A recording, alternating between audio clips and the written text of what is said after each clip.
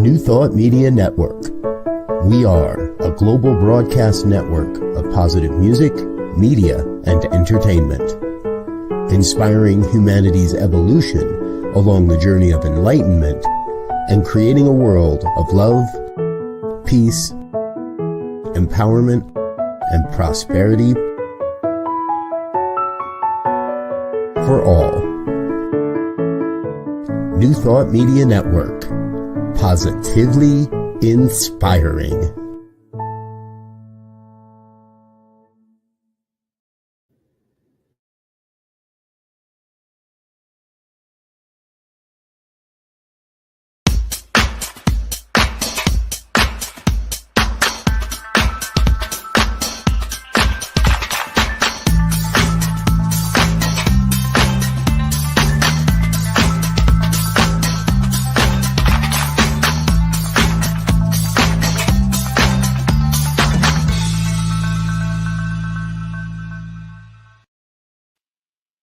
Hello, hi, it's me, yes, Bonnie Gonzalez, your doula for grief. Good afternoon, good morning, good evening, whatever time you're watching. Just want to say welcome. I am a grief coach, a registered nurse, a science of mind practitioner, and a soul collage facilitator. Most importantly, I'm a human on the planet, right here with you right now, moving through this beautiful thing called life. So thank you for joining me. And I just want to say, I can assure you that you have come to the right place today to start your journey of befriending grief. And my mission is to continue to move the needle on bringing grief out of the shadows of our lives and into our daily lives, into our conversations. Grief is vital. Grief is a part of the human experience. And I want to say that loss is what we experience, and grief is what we feel. And we experience a myriad of losses in so many different ways.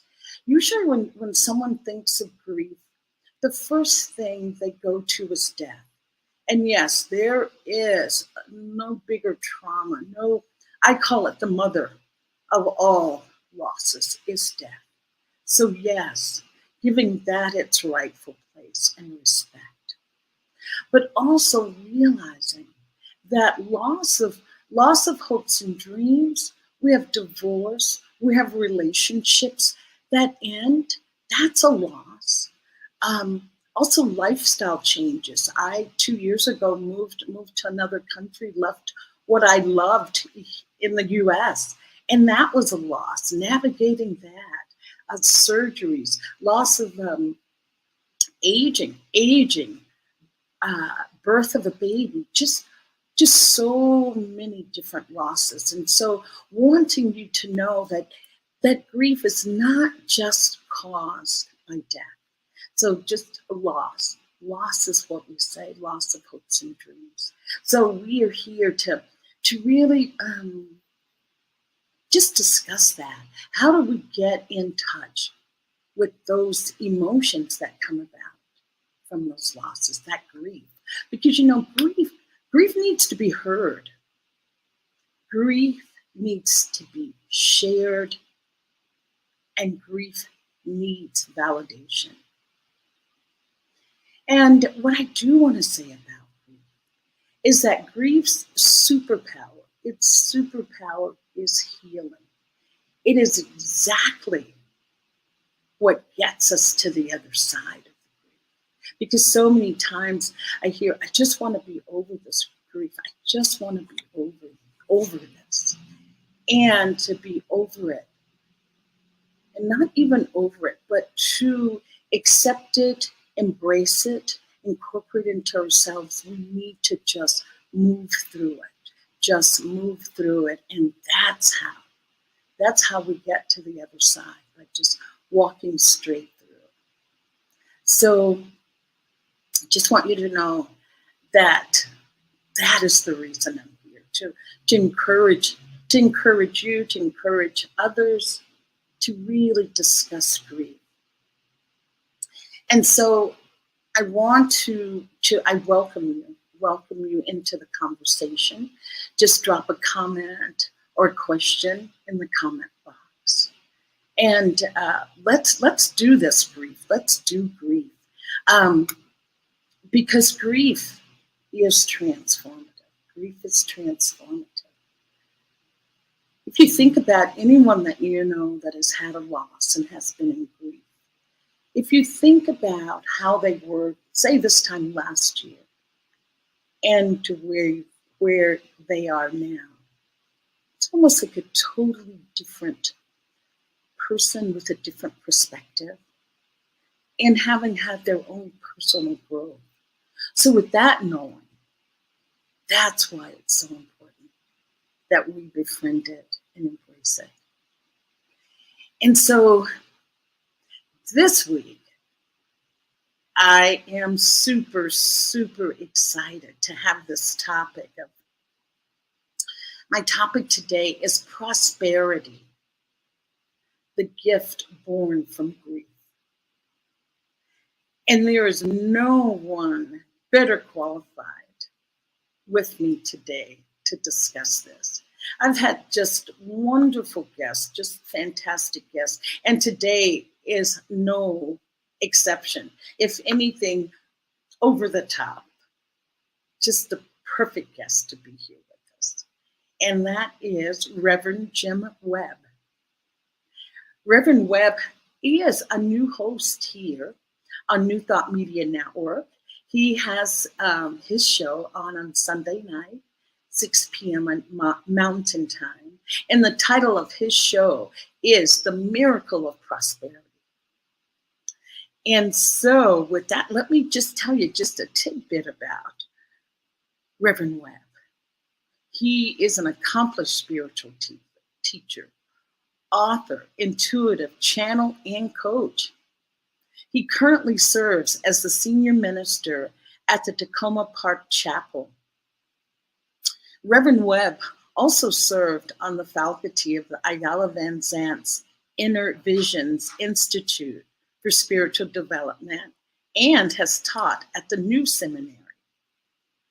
He speaks and teaches workshops nationally in conjunction with his books, The Soul of Prosperity, Pathways to Inner Peace, The Keys to Enlightened Living.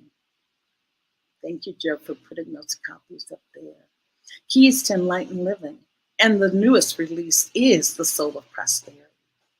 His teachings and counseling methods, his wisdom, coaching, and insights can help you to overcome blockages and achieve the happiness that you deserve, that you're so worthy of. So please welcome Reverend Jim Webb to our program today. Welcome, Reverend Webb. How are you there in Maryland, correct? Yes. Maryland, outside of Washington, D.C. Yes. I cut my eye teeth in PG County. Yes. So I'm having a little reminiscing going on in my head about Maryland, the D.C. area. So Yes. Thank you for saying yes today, Reverend Webb. Thank you for saying yes. I feel that your message is so valuable, so timely.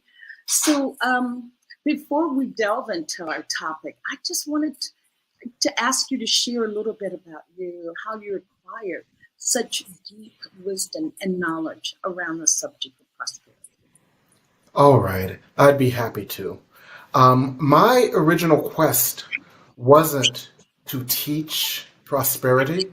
Mm-hmm. My original quest wasn't even to become a minister. My original quest had nothing to do with prosperity, ministry, or spirituality. Mm. My original quest was a quest of healing. Yes. I originally, when I was about 13, actually 14, I had what we now know to be an out-of-body experience. Ooh. Yeah, you see, I was born in a pretty rough neighborhood, And where and were you? I Where? was born in one of those little small steel mill coal mining towns outside of Pittsburgh in western Pennsylvania. Okay. Yes. Yes. And I was beaten up by some kids, Hmm. uh, and to the point where I was unconscious for an extended period of time. And as a result of that, only later in life did I realize what happened then. When I came back, I would have these flying dreams, and I Mm-hmm. would know stuff. For example, I hadn't had French class yet, but one of the teachers put coup d'etat on the board and said, "What does it mean?" And I heard someone say, "Stroke of state." So I said, "Stroke of state." And she said, "How did you know that?" And I'm like, "I don't know."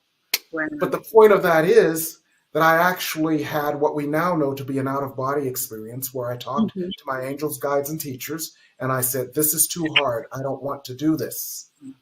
I can't do this." And they wouldn't make me go back because I didn't want to, but I heard my mother crying next to my bed, and I went back. And when I went back, they said, "We'll leave the windows and doors open." Mm-hmm. And so when I went back, I looked at everything I could get my hands on. At that point in the library, they were still using the Dewey Decimal System, and there was a section called the occult. And I looked, yes, I found everything I could read. And when I was reading this stuff, it was like, I know this, I know this, I know this, because it wasn't reading it to learn it. It was reading it to remind me of the truth that was already in me that had been exposed by my body experience. So that was the beginning of my journey, and I thought that was it. So I kind of put that on the back burner, and I went to the Wharton School, and I went and got an MBA, and I wound up being a vice president of an IT company, and I was miserable inside.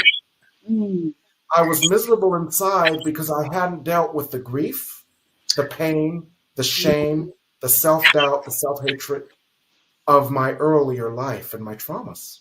Mm-hmm. Yes. Yes. Yes. And I had to find a way to heal. So my path to prosperity was a path of healing so I wouldn't die again. Mm-hmm. That was my path. I didn't intend to be a minister. I didn't intend to be a coach. I didn't intend to be anything other than a master of the universe from the Wharton School. But Spirit had another idea, and my life had a different purpose. Mm. Oh, thank you for sharing that story. There was something, I mean, that's really heartbreaking, such a tragic event. And as you said, you never got to really examine that. You just moved forward with life. Yes. And was there anyone that you feel you could have talked to about that? Or that just wasn't the way life was done at that time? That wasn't the way life was done at that time. Mm-hmm. And so I went through an intense period of self-study, and I studied Eastern religions. I studied what was then the occult. I studied what was then, this was before New Thought, but what was, for example, the Seth books on the metaphysics of reality. All of those, remember those? Yes, I do. Yes, yes. And I integrated that into my consciousness on an intellectual level. Mm-hmm. But later in life, that all of that was triggered on the heart level. You know, that longest journey from the head to the heart? When I was in my late 20s and I had everything anybody could imagine, a beautiful home in Upper Montclair overlooking the New York skyline, a wonderful job and plenty of money and resources and status and titles and all that stuff. And then my life fell apart because my inner life hadn't received the tending and the healing necessary. Exactly. And that's when I went on this quest for the deeper self-healing, to take all that knowledge and bring it from the head to the heart. Mm-hmm. Mm-hmm. And on that journey, I conducted a pathway to peace and prosperity without intending to. Mm-hmm. And that's when I realized it was important to share this with others as well. Wonderful. Yes. And before we move into that, I'm excited to hear that and share with you the prosperity aspect. But I did want to just ask, was there a breaking point, a point when you were in your corporate America career that said, I can't do this anymore? Or what was your breaking? I don't want to call it breaking point. What was the turning point? What was the moment that the light bulb went off to say something different? It was very gradual. What happened is the two aspects of my life dovetailed, meaning that as I integrated more spiritual truth into my life, I integrated that spiritual truth into my business as well. And so my business actually did very well because, for example, what I would do the lesson that I would teach in a sermon on Sunday, I would teach to my sales organization. On Monday, I would just take out the God stuff. Right. Oh, I love that. Yes. Well, take out the G word, isn't that? Yes, exactly. And so the two actually dovetailed, and they dovetailed in several ways. They dovetailed to the point where one was indistinguishable from the other, but they also dovetailed in that I had a platform of, let's call it, financial comfort that enabled me to simply make the switch in a very easy and effortless way. Yes. And that is very important. You brought up a book when we chatted before, Mystics Have to Pay the Bills Too. Oh, yes. Mystics have to pay bills to say yes.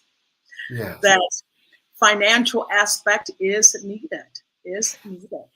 Exactly. And the other thing is, we sometimes as mystics, we want to draw this big, strong Maginot line, or this line of demarcation between that which is secular and that which is spiritual, and that which is spiritual is spiritual, and that which is secular is profane. And there is spirit, God intention, God light in everything, and there are lessons to be learned everywhere. So if we are cutting off an aspect of our the way that we can learn our lessons, heal, or channels for our learning, our healing, or our prosperity, then we are cutting off an aspect of our good. And why do that? Yes. I love what you're saying, and I don't want to interrupt or cut you off, but it feels like releasing the judgment. That's what I'm hearing as I'm listening to you speaking on this. It's like, wow, just release the judgment. Exactly. A Course in Miracles says, I think it's lesson 193, it says, all things are lessons God would have me learn. Oh, wow. And then another lesson, I believe it's 154, says, if you only knew that all things past, present, and to be were gently planned by the one that would lead you to your good, which is in parallel to all things work together for the good. And when we understand that there is actually a conspiracy for our good, and that everything is a part of this plan, judge nothing, judge no part of it. And there's another lesson, 134, I will not judge anything that occurs. And all these lessons together say everything is part of your spiritual curriculum. Your soul decided on the spiritual curriculum for you to learn the lessons, have the teachings, and share the light developed as a result. So don't judge any of it. It's all right. And that I guess gets us back to grief. Because grief is a part of that too. And moving through it, not buying a condo in it. Yes. Well said. A very wise lady taught me that one. Well, this wise lady, may not be me, it may be someone else. It was you. No, I love what you're saying, because it brings me to that one, that suffering is when we don't accept what is, that it's like a self-imposed suffering by not accepting what is. That once we accept, then we're on that path of moving forward. But I'm going to allow you to continue, Reverend Webb, with what you were saying about grief. Yes. Those emotions into play, into into the dialogue conversation today. Yes, exactly. Our task, our ultimate task, is to move forward and have a closer walk with the divine to the point where we realize that us and the divine are indistinguishable because we are the divine and the divine lives within us. And on that journey, we move through anything unlike that truth. So when we move through something that triggers our grief, it is to propel us forward. That grief is jet fuel. It is a catalyst for our growth. It is a catalyst for our healing. And it moves us, as the old folks said, on a closer walk with thee. It moves us closer to that sense of oneness that is truth, and away from this idea that we are separated from love, God, light, or truth. And so grief is a very important aspect of that. Or any emotion, unlike love, is a guidepost to our growth that we could get to a fuller, deeper, higher love. Yes. So it's not something to be run away from. It's not something to be shunned. It's not something to be judged. It's a tool to be used. And that is wonderful to hear you say that, because my feeling with my experience of being with people, that we're living in a culture that wants to keep us, what is that, positive thinking? And there's nothing wrong with positive thinking. Yes. There's nothing wrong with that. But on the other end of that, if you don't express what's inside, that can keep you in grief forever. If you don't lean into it. I call it leaning into those uncomfortable feelings.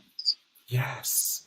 Yes. And there's a phrase in our culture now called toxic positivity that tends to ignore the feelings that we are having, to invalidate the feelings that we are having, to downplay the feelings that we are having. And let me share with you from my experience and from what I've learned as it relates to spiritual teaching.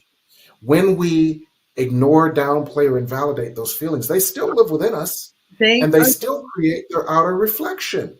But they do so in a way that those outer reflections come to us unbidden, unwanted, and in more and more destructive ways, until we recognize what's going on out there is a reflection of what's going on in here. And if you haven't dealt with it in here, you'll deal with it out there. And when you deal with it out there, it's 10 times more intense, damaging, or destructive than dealing with it in here. Wow. Well said. I'm just going to take a moment to just read a couple comments that have come in. Okay. And there was, from Tina Norton. It's hi. So hello, Tina. Thank you for joining us today. And then we have Cheryl Miller. She says, I love this conversation. I just listened to the interview regarding grief on July 15th. So good. Thank you, Cheryl, for that confirmation.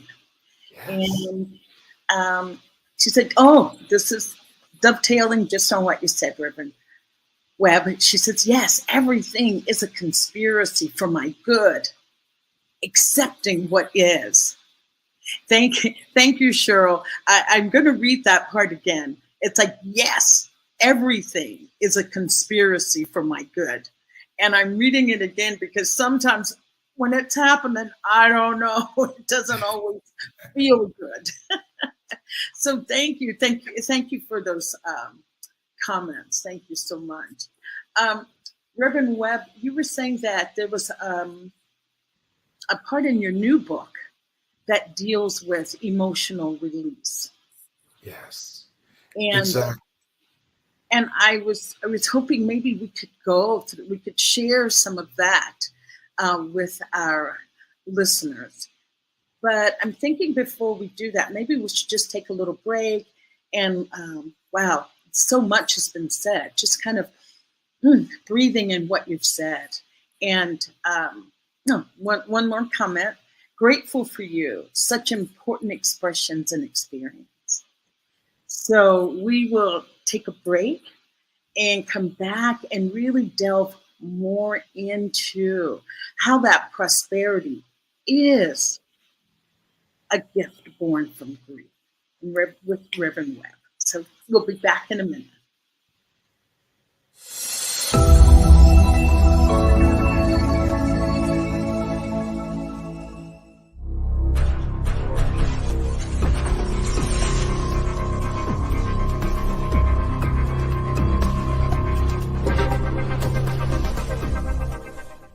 New Thought Media Network.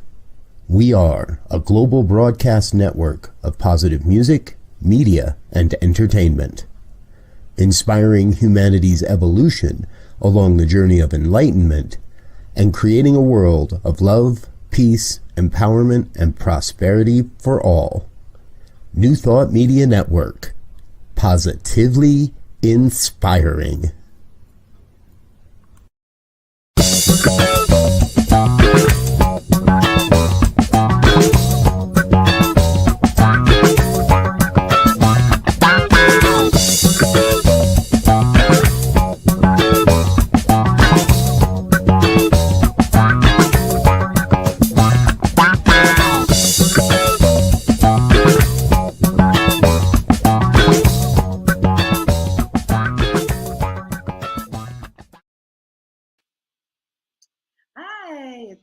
Welcome back to our program today on prosperity, a gift born from grief, with my special guest, Reverend Webb. And I promised before we went to break that we would talk about emotional releasing. But before I do that, Reverend Webb, I shared with you that usually when I hear the word prosperity, first thing I think of is money. But I know that it's bigger, and I'm going to ask you to speak to that, to share your thoughts on that. Oh, absolutely. Most people think that prosperity is simply money and stuff. But money and stuff is simply one of many outgrowths of prosperity, and prosperity begins within. Prosperity is an inner sense of peace, self-confidence, connection with a source bigger, more powerful, and more divine than our human egos. And in that connection, we find a peace, a capacity for joy, and it shows up in our world as harmonious relationships, harmonious family relationships, work, as I often say from Florence Scovel Shinn, a wonderful job with wonderful pay where you produce a wonderful service in a wonderful way. Professional fulfillment, a fulfilling lifestyle where you have a comfortable life, where you move through life comfortably and joyfully, and plenty of resources. And that's not just money, but it's resources such as support in your life, resources that make your life easy to navigate. And all of that is an aspect of prosperity. And that's God's idea. God wills for us our prosperity. Our erroneous consciousness of guilt believes that we must struggle and suffer and put roadblocks in our way. And so prosperity begins within, with that sense of oneness with the source that shows up in our outer world as the joy and the good that the source wills for us. For when we exemplify and embody the good, the light, and the love of the source, we invite others to do the same. And that's why God has an investment in our prosperity. Oh, I love that. An investment in our prosperity. I really am just resonating to that God has an investment in our prosperity. And that, for me, Reverend Webb, when I hear that, it allows me to really feel into that idea that I am not alone, that I'm not trying to do this alone. There's so many people that I speak feel that they are alone. So that kind of a reminder is really, really, truly, truly helpful. Absolutely. A Course in Miracles lessons 101 through 103 say, God's will for me is perfect happiness. and I agree with God's will for me. Now, the first part we find hard to believe if we've had an experience of God as apart from us, judgmental, vengeful, and punitive. And so we can't believe that God's will for us is perfect happiness, because that's not the God we were introduced to at age 12. Yes. And do you feel we're moving away from that type of teaching? I believe that we are. I believe that we are. And as we move away from that type of teaching, we can move more towards our own personal, individual experience of God. For when you experience God yourself, personally, individually, you experience love. You experience peace. You experience protection. You experience provision. You experience direction. You experience harmony. You experience flow. You experience grace. You experience good. And when you experience all of that as God, it crowds out any old ideas you had of God as apart from you, and vengeful, punitive, and judgmental of you. Right. And so I'm going to bring this up too, because I hear so many people say this. How could God allow all this to happen that's going on? How can God allow, a baby to have cancer? How can God allow, the war in the Ukraine? What do you say to those people that feel that there's a God there who's not intervening on anyone's behalf or bequest? So I know it's a little... Oh, I'd be happy to work with that, because there is no God. If many of us we cut our eye teeth on the idea that there is a God out there, and that God is not intervening or is creating something unlike what we desire. But if we just take the first part of that phrase, there is a God out there, and if we were to change our perspective so that we understand that there is a God in here, there is a light within each and every one of us. This light is the creative light, like a crystal, through which the source shines. And just like a crystal, which is a laser that can heal in surgery, as if we were all crystals where God's light would shine through us, and we could then shine that light onto the earth, we could create a different earth. And each individual contributes to the creation on the earth. And God gave us free will. So in our free will, and let's put it this way, in the insanity of our free will, we believed we were separate from each other and we had to go to war. In the insanity of our free will, we believed that there was not enough, and therefore we had to fight over resources. In the insanity of our free will, we believed that somebody was better and somebody was worse, and if we were the worst, we would be oppressed. Yes. But when we all give ourselves permission to have an individual, sustained experience of God's light as us, in us, through us, and as we exhibit that on the earth, we invite others to experience their own light. And it's almost like one candle lighting another until the whole earth is illuminated. Yes. And then it is not God outside of us allowing this to happen. It is the God within us creating something other than that. Yes. And I hold that. I hear what you're saying. And my belief too is that we're living under that false impression or illusion that we're separate, and we're not. We are connected, and we're all interconnected. We all. What affects one affects all. Yes. And, when I hear people saying that about, how can God allow this, that, or the other? I hold that God, the universe, spirit, whatever term it is that you want to use, is a loving spirit, is a loving presence. Exactly. And it was never outside of us. The first time Spirit ever told me this, I lost some members. And it was in 1995 during the Oklahoma City bombings. And there was this picture, this little girl, I still remember her name all these years later, Her name was Bailey Ullman. And she appeared in the arms of the firefighter. She had one booty on, one booty off. She had this little thing around her head, and the firefighter was carrying her, and she was dead. And the firefighter was carrying her from the Oklahoma City building. This young girl, Bailey Ullman. And people ask the question that you asked: how could a loving God allow this to happen? And Spirit gave a different perspective, and I lost some members about this.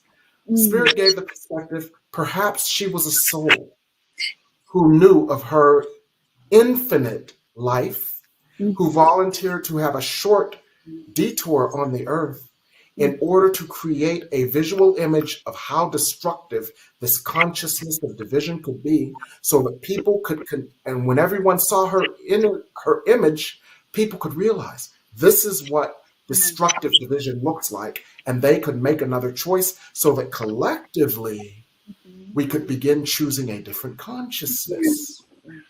And that was a different perspective. That was a new perspective at that time. And I lost some members on that one. But A Course in Miracles says, let me see this differently. Let me see this through the eyes of God. And from that perspective, that's the perspective that could make sense out of the senseless. So well said. And I know we had not talked about going this way, but spirit appears the way it needs to appear. Yeah. And what I was going to say, when I'm getting to with this, it is back to emotions. I was just in the U.S. for 3 weeks, back in May and June. People were so, my goodness, stressed, so quick to anger. I was at a clinic just waiting, and it was Kaiser, and the gentleman started screaming, "What? I need a Kaiser card here. I need a Kaiser card." I'm thinking, well, you are at Kaiser. It's a medical facility. They ask for it. But what I'm getting to, that people are just angry, enraged, feelings of, I've heard this said from so many people, feeling of hopelessness, like there isn't anything that I can do. There's nowhere I can turn. So, and we're talking about this, about emotions. And my question was, how do we support our young people? And we can put all people together, not just, but the young people that are so filled with rage and hopelessness. How do you address that, or doing emotional release work with them? Understand what is happening right now. What is happening right now is that there is so much light on the earth that it literally is triggering, pulling up and pulling out all of that so that it can be replaced by light. And when you understand that that is what emotional release is all about, we all need to have a whole global primal screen, which means really accepting, this is where I am right now. This is what I'm feeling. This is where I'm hurt. Yes. And accepting and allowing that, God, I let you into this place that you might heal it and me. I release this to you, God, so that you could replace the feelings, the ideas, and the energies of my pain with the presence, the comfort, and the grace of your light. And that cathartic experience that releases old energy and creates the space for new energy is the mass catharsis that we're going through right now. And it is ultimately for the greatest good, for it moves our earth to a new dimension. And that's what I talk about in chapter 9 of my book. As chapter 9 in my book, The Soul of Prosperity, takes all of the reasons that we've not allowed ourselves prosperity and transforms them into, this is how we can allow our prosperity. So it is the pivotal chapter in our book, and it's emotional release. The thing that is blocking your prosperity, in essence, is grief that you've held on to that can be released and transformed. Anger that you've held on to that can be released and transformed. Rage, sadness, hopelessness that you've held on to that can be released and transformed. And when you release it and transform it, you create a blank slate upon which God can write God's story of your prosperity, where your ego has written its story of pain and suffering.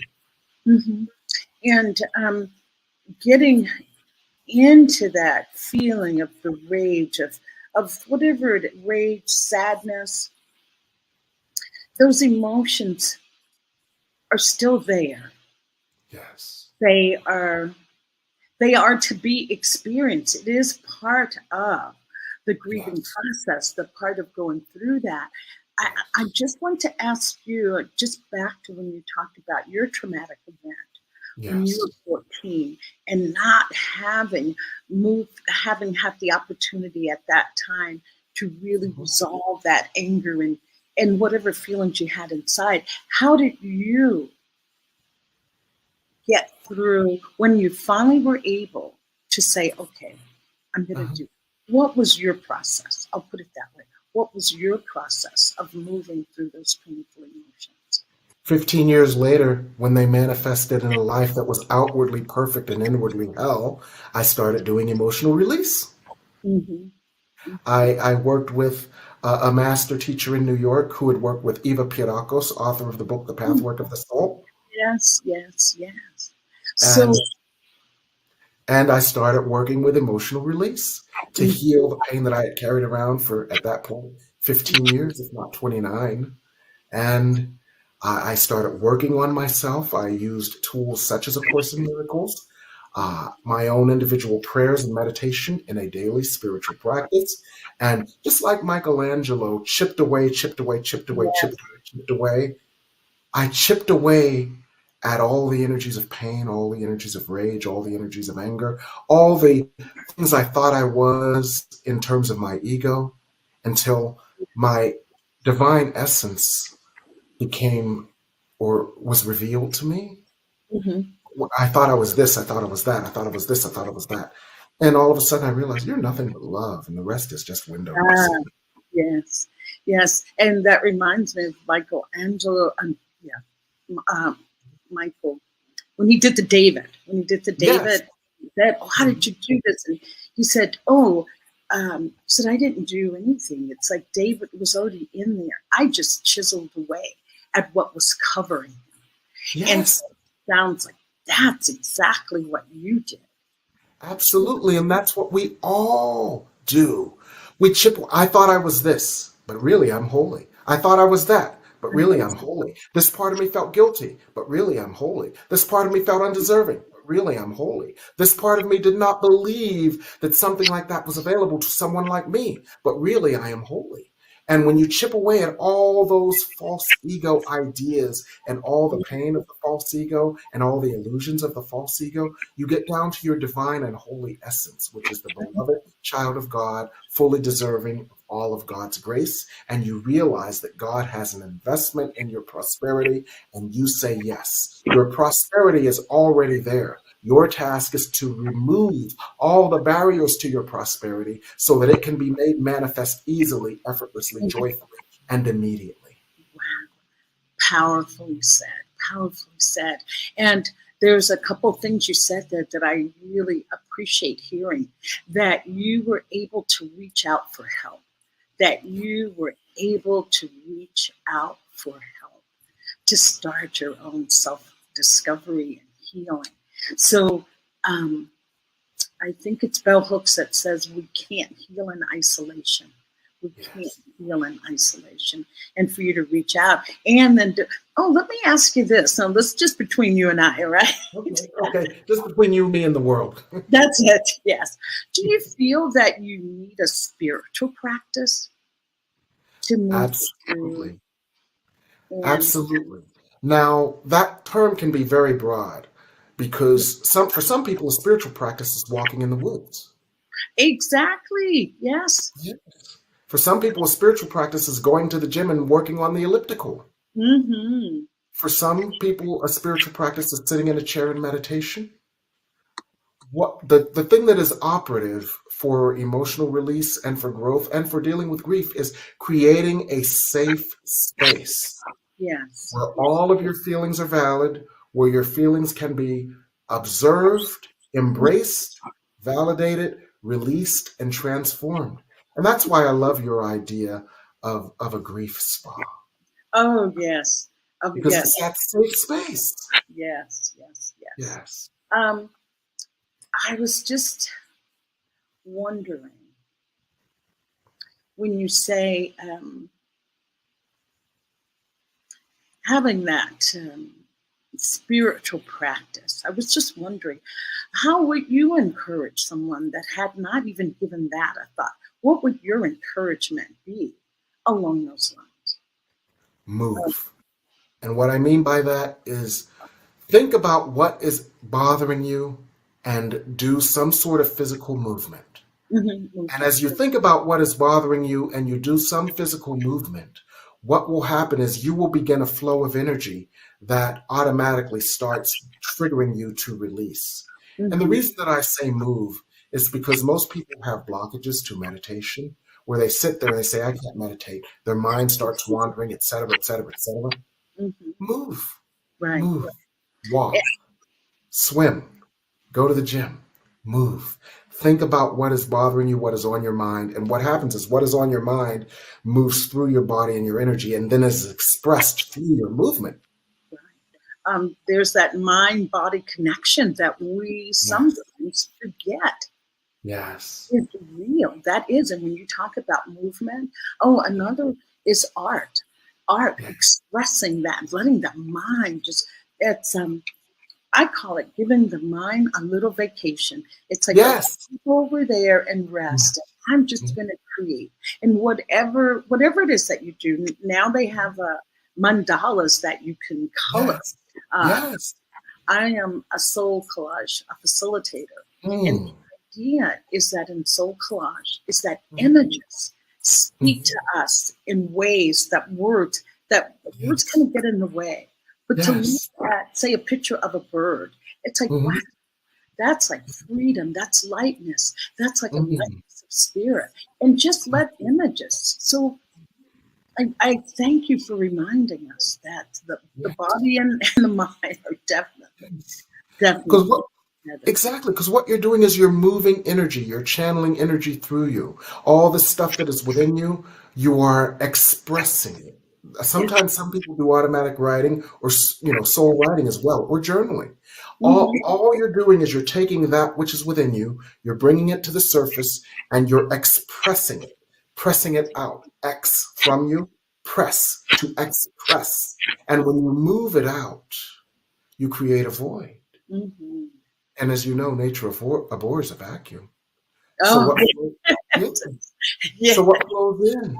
Your intention for healing, your intention for light, your intention for grace, your intention for a deeper divine connection when the ego and its grievances have been released so that there is more room within you for the divine.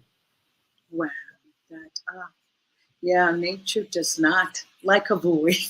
Something has to fill that space. Something has to fill that space. Oh, wow, Reverend Webb. Well, I'm going to just take a little break and we'll come back and tie this all up and wrap it up. And it's so honored to have you here. So we'll take a little break and come right back. Wonderful.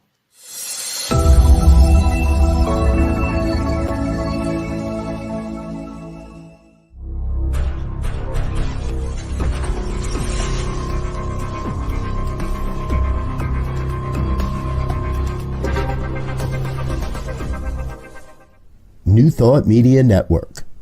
We are a global broadcast network of positive music, media, and entertainment, inspiring humanity's evolution along the journey of enlightenment and creating a world of love, peace, empowerment, and prosperity for all.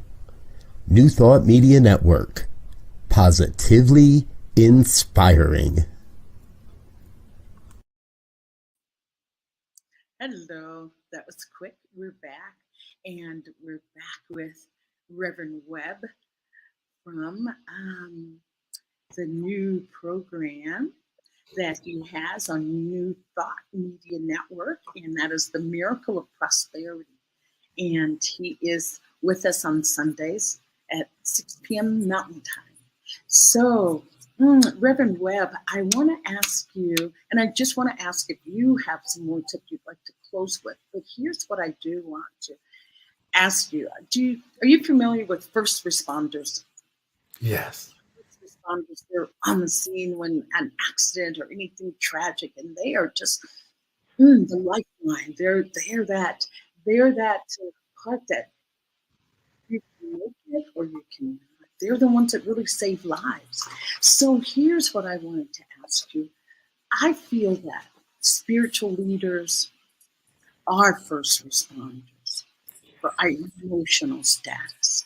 Would you like to speak to that? How do you hold that when you hear I'm calling you a first responder for our Yes. emotional, for Yes. our emotional salvation, our emotional, if you want to call it resuscitation, Yes. if, Yes. if that's needed. So how do you hold that? Yes. Any first responder has had extensive training and they automatically go into life-saving mode, right? Yes, I know. Yes. Well, a spiritual, that's right, you're a nurse. I'm You're a a professional nurse. I'm Yes, a registered a nurse. you So, as spiritual first responders, we have had extensive training and we automatically go into life-saving mode. An aspect of our life-saving mode is moving ourselves, our fears, our biases, or anything that we've been working through out of the way. And that process is the process of purification that I talked about, so that the light of God, the inspiration of God, the wisdom of God, the grace of God, the love of God, the peace of God can flow through us effortlessly without obstruction. And it can go to wherever it is needed, to the heart of the heartbroken who is sitting across from us, to the mind of the mind that has been confused, that is sitting across from us, to the energy of the person who is discombobulated that is sitting across from us. So our task is to move our stuff out of the way through our daily spiritual practice so the purest essence of God can come through in whatever form and in whatever way it is needed for the person who is sitting across from us. And that's our Yes, task as spiritual first responder. Does that yes. make any sense? Oh, it does. It sounds just like the analogy I think we talked about, or you talked about on our time together, about being on the airplane, and when the oxygen mask comes down, put yours on first so that you can then help others. So yes, I so appreciate what you do. I so appreciate the gift that you're bringing to the world and that you're bringing here on New Thought Media. I just want to ask, was there any words that you wanted to close with, or any other share that you wanted us to be a part of? Yes. What I'd like to say, just to tie this up in a nice little blue box with a white bow. A pink bow. Okay. The way I want to tie this up is that whatever you're going through, grief, the loss that triggers grief, anger, rage, or any other emotion unlike love, that is not something to be run away from. It is not something to be judged. It is a tool to be used for your Yeah. healing, for your progression, for this is what blocks your prosperity. When you work with, heal, or transform that which comes up that is unlike love, you create the void for love to flow through more easily and effortlessly. And this love flows through and can take all the forms of prosperity. It's love that you allow to come through as the blockage is released can take the form of family prosperity, where your family relationships are supportive. This love that comes through when the blockages are released can take the form of professional prosperity, where you are professionally fulfilled.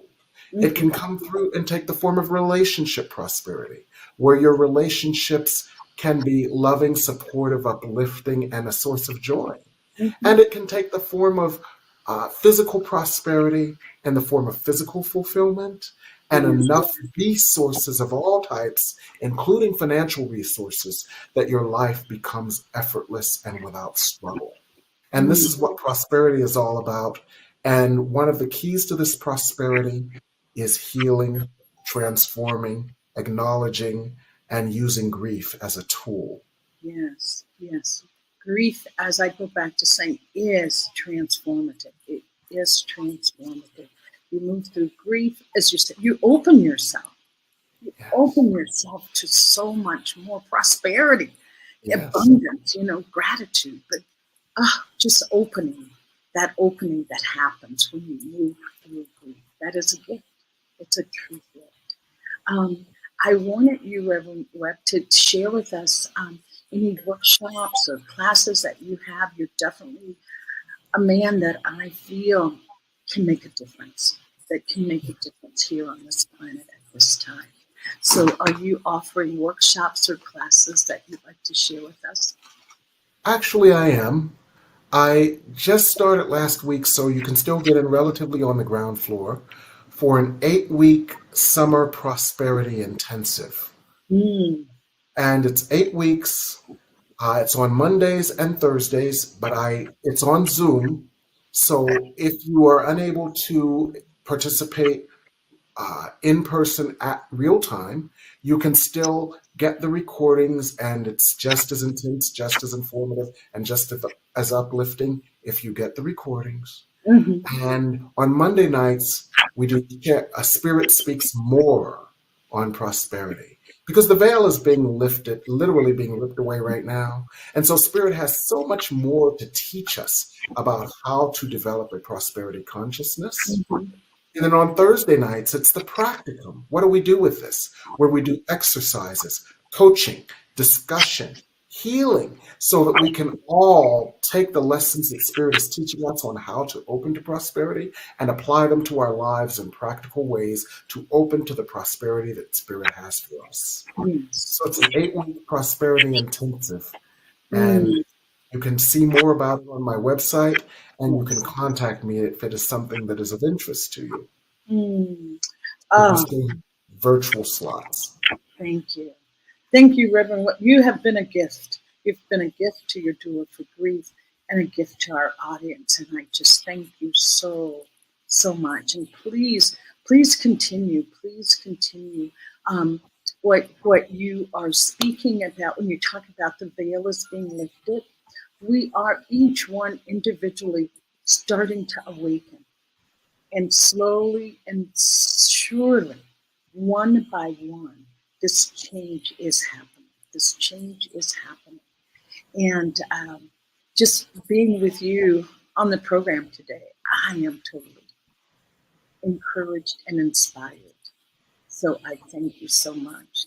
It looks like we have another comment. Oh, Veronica Kaiser had left a message. So thank you, Veronica. I missed you. And Cheryl says, thank you both again for this conversation. And yes, so get Reverend Webb's book. Joe, can you put that up again? The Keys to the Soul of Prosperity. So look for his book, The Soul of Prosperity. And I'm getting it. So thank you so, so much, Reverend Webb. And I just want to take a moment to thank New Thought Media Network for having this platform that allows for truly faith-encouraging, inspirational programming and allowing for some rich dialogue. And so make a donation, make a contribution. It's newthoughtmedianetwork.org. Coming up today, later today, The Circle of Peace with Gina Gupta is coming up at 4 Mountain Time. Evening prayers at 8:15 Mountain Time. And we at New Thought Media love to pray with you. So you can send your prayers via email, prayers@ntmedia.org. That's prayer@ntmedia.org. So again, what a wonderful guest that we've had. And the hour goes by so fast when you're talking to fascinating minds. And Reverend Webb definitely is a man that has a vision, and it's truly fascinating to speak with. And it's been my honor and pleasure. So thank you. And I will see everyone next week, next Monday. Thank you. On behalf of everyone at New Thought Media Network, thank you for being a member of our virtual family. Your financial contributions help share the New Thought message with people from around the world.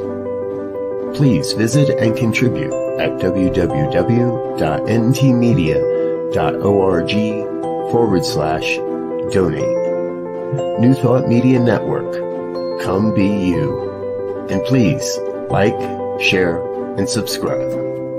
Until next time, peace and